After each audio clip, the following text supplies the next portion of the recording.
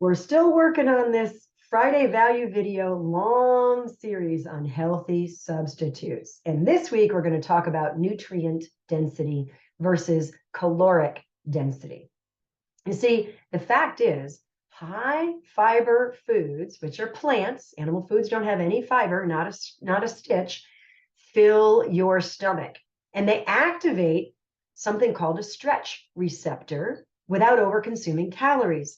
Your stretch receptor wants to feel activated in order to tell you that you're full and you don't need to eat any more food. So being satiated or satiety relies on stretch receptors because they send the message to your brain that your stomach is full. So you don't want seconds or thirds.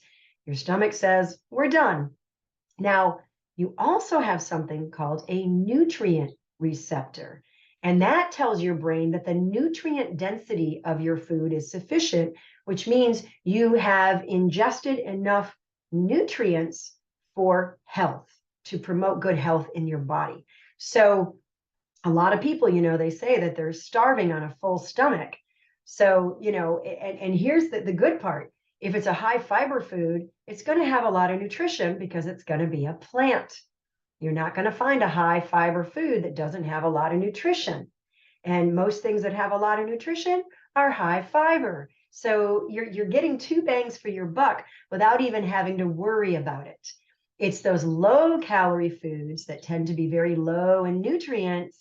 And now you've got two different receptors telling your brain, keep eating, keep eating, keep eating. We're not done yet. We're not full. We don't have enough nutrition. So here's a little visual for you because a picture is worth 1,000 words, right? It's coming up in a minute.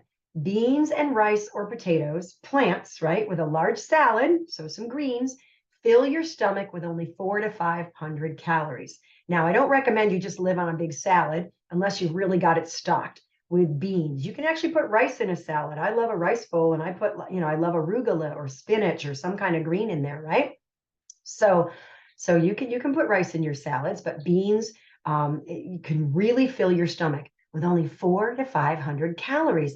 You're happy. Your stretch receptor says you've had enough. Your nutrient receptor says you've had enough.